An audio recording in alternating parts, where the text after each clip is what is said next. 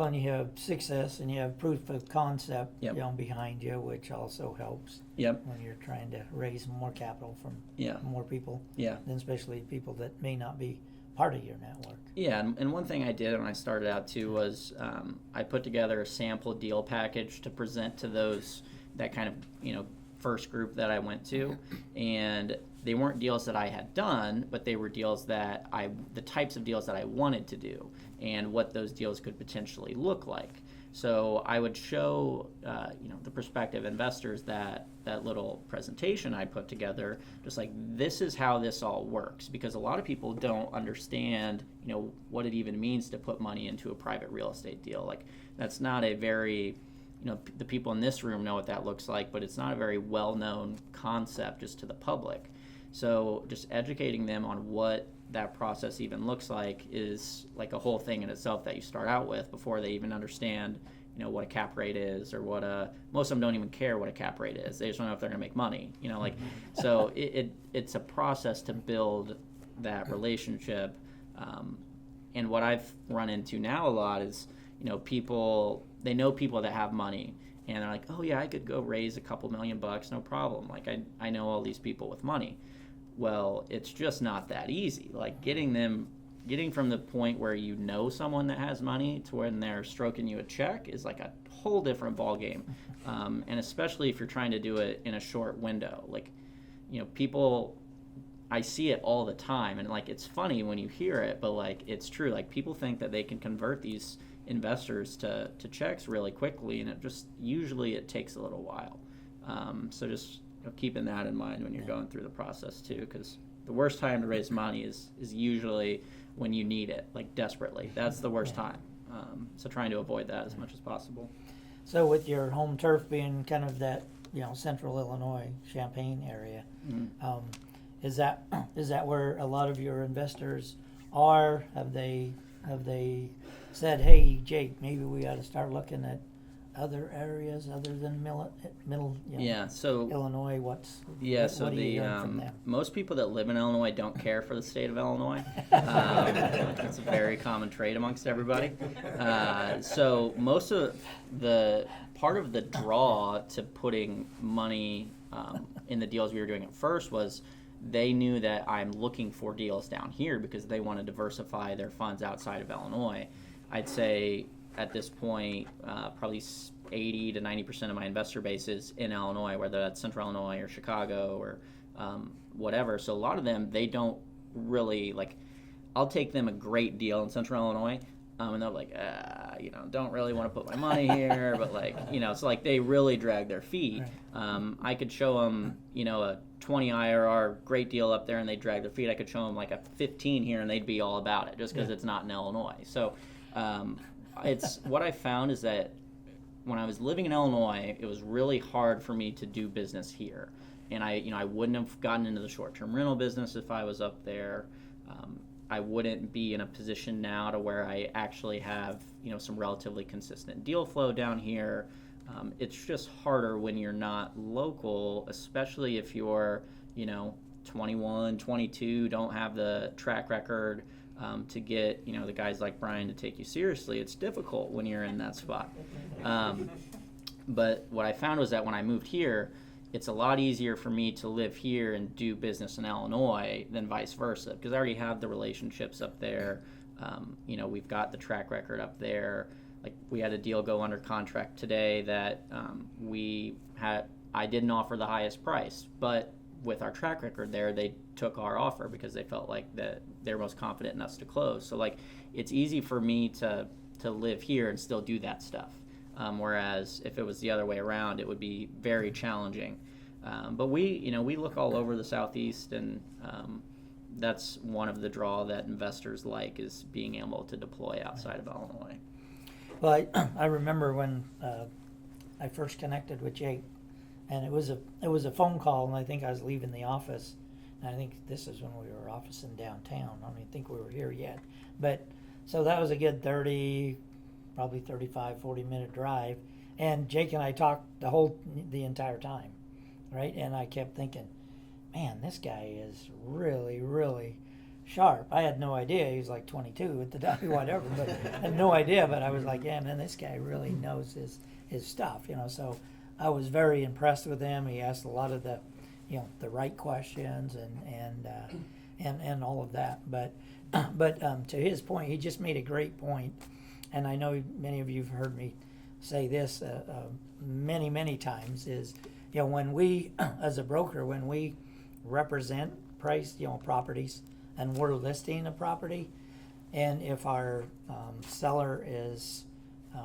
you know, fairly experienced and sophisticated, you know, a lot of time they will ask, okay, how are we going to go about vetting, you know, the offers and that come in, and, you know, many times we end up, and they end up, I should say, taking an offer that may be a little lower because these people can close, right? Instead of maybe taking somebody that is their very first time and maybe don't even have a partner on the deal that may have some experience or whatever. And so, you know, his point of, okay, you know, he had the ability, now that he has some, you know, experience, it's, you know, it's much easier, like the deal he just talked about, to get something like that accepted sometimes when you don't have the highest bid, but it's because you have that, you know, track record of closing, right? So the worst thing you want to do is get a reputation as being a, what I call a serial retrader. You know, I mean, coming back and trying to, you know, we did the inspection, well, hey, it's got this, and we want this reduction, and then something else, we want this reduction, you know, because number one, us as brokers, we don't like that, right? And, you know, it doesn't take long to get a reputation, you know, in Nashville, in this market, you know, because really there's a handful of us brokers, really, when you look at it in you know, in Nashville, and so, you know, you get a reputation, so you seriously don't want to do that, that's for sure. Yeah, I'm going to piggyback off one thing you just said and tie it back to what I was talking about earlier with the whole buy the block type of strategy. That is the other main benefit of when you develop a track record of being able to close, and especially if you're trying to go, you know, maybe more off market. The first thing I do after we close on the property that we just bought, because I really like that little neighborhood, I'll have a broker call every other property in that neighborhood and say, hey, my client just closed right down the street, like at this price, you know, would you be interested, like, and just start that conversation, right? Because it gives them the confidence that A, they can close, and B, it gives them a relative idea of what their property may be worth, which can, depending on the types of owners you're dealing with, that can initiate some conversations too. Yeah. So. Yeah, that's true, because that's what we did on that lady I was saying that bought the whole block. Is I just started making calls, and the interesting thing is I had a couple of brokers call me immediately who were residential, who said, hey, I saw that you just sold, you know, these 3 or 4. Hey, my client, you know, that's just down the street, I've got a couple for you, which you want to buy them, you know, and we're like, absolutely, right? You know, and so it became pretty easy between me making a few calls and getting incoming calls, right? And then, you know, I had an agent call me and said, hey, I got five properties, and they were a little farther down the street, right? So, you know, that we quickly bought both sides of the street real fast, but it was doing that between us making calls and then, you know, other people, because, you know, the brokers will go on, they'll look, especially if they're on residential at all, they'll look to say, hey, who has sold this stuff, right? Mm-hmm. And so then, you know, you just take the calls and go, absolutely, we'll take those. Yep. You know, so from there. But anyway, you got questions? I know, by the way, this is a, you know, Q&A type thing, so you don't have to worry about holding all your questions till the very end. You can ask them at any time. Cole. Yeah, so you mentioned you kind of tapped out your capital as is with the contacts that you have, your 50 investors that you already have. You mentioned scaling up to 1,000 doors. How do I get there, right? Do I go at the same pace or at a new pace? What's your thoughts around how do I get access to more capital within that? Are you gonna, I don't know, what's your plan there, I guess? Always trying to figure that one out. Okay. No, so it's one of the things that I was excited about moving to Nashville was I got the opportunity to basically build a new network from scratch, which is a pro and a con. Like, it's very challenging to do. And like I said, raising capital is really hard because a lot of times the people that you have the money, that the type of money that you want to get connected with, getting in the room with them is very, very, very challenging.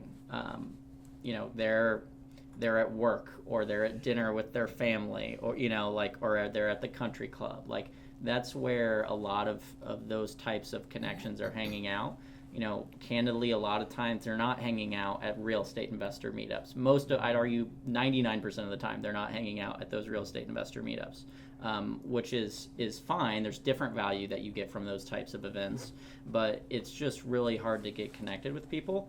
So for me, it's just been through, there's some local volunteer organizations that I'm kind of involved with. I met people through there, and it's just kind of always, I just try to meet interesting people. And then referrals and kind of just branching off from there. So it's just something that I wish I had the perfect game plan for, but I don't. Like, it's just kind of, you stumble your way through it until you get connected with the right people, and then not being afraid to ask my current investor base for referrals as well. Especially after we send them a distribution or something, like trying to continue tapping into that network when you can as well. So, hey, here's your check, by the way. Yeah, exactly. Anyway, you know anybody else wants one like this? Yes. Yeah. Yes. Yeah. So yeah, it's hard, but trying to find different avenues to just get in the right room with people. And you can't, like, I don't like asking people for money. I really don't. And I'm not one that's like gonna go up to somebody like, hey, I've got this deal, I want to put money in it. Like, that's just not my style. Like, trying to actually just build actual relationships with people, and if they feel compelled to bring it up, like, sure, I'll talk about it, but not being overly aggressive with, like, hey, here's what I like. The first thing I'm saying to them is not, hey, I raise money to put into real estate deals. You know what I mean? Like, I don't even like to bring that up unless it just happens to come naturally in the conversation. So Cool. When they ask you and go, hey, what do you do? And you're like, real estate. yeah, yep. And then they say, how? Yeah. How do you have the money? Yeah. So, Sierra, you were. So when you were first starting out, and you're still young, but you were early on, didn't have the experience. How did you combat the challenge of people looking at you going, okay, you don't have the experience and you don't have the age, like, why should I trust you? Yeah, that just, honestly, it was because I had the relationship with them. Like, they knew who or I guess, do you mean more from an investor standpoint or from a real estate industry standpoint? It's different for both. I'm going to say real estate industry. Okay, so one thing that I had in my favor was I had worked for, like, I got started in this, like, heavily when I was 19. And I had been interested in it before that. So I got to work in college for some really good companies that by the time I, like, started my own thing, like, there wasn't, you're always learning in this business, but, like, it wasn't some big, I wouldn't have gotten into it if I felt like there was some big knowledge gap that I needed to actually be able to put one of these deals together. So I was able to, kind of talk the talk, if you will, and, like, be able to, get people to take me seriously over the phone. But then one approach that I had that's worked fairly well for me is I would go after the younger brokers when I was trying to build relationships with them, because a lot of them too, they're they're just starting out in the business. In this town, it's a lot of SEC frat guys, and, like, I can get along with that type. Like, so it's not. I was fairly targeted, I suppose, in who I was. Kind of like me. Yeah, like Brian. So, like, being able to get in front of people was another thing that I tried to do as well, and just kind of being relatively selective with who I tried to build relationships with. Like, I wasn't going straight to, Cushman and Wakefield or, companies like that are selling these huge deals. Like, I was realistic about who will actually, maybe give me a chance here to to talk, and there were plenty of people that blew me off. There's still lots of people that blow me off. Like just this week, I've had multiple brokers up in Illinois that you would think after we'd bought the units we bought in that market that they'd take my call, but they still don't. So like, it always is going to happen.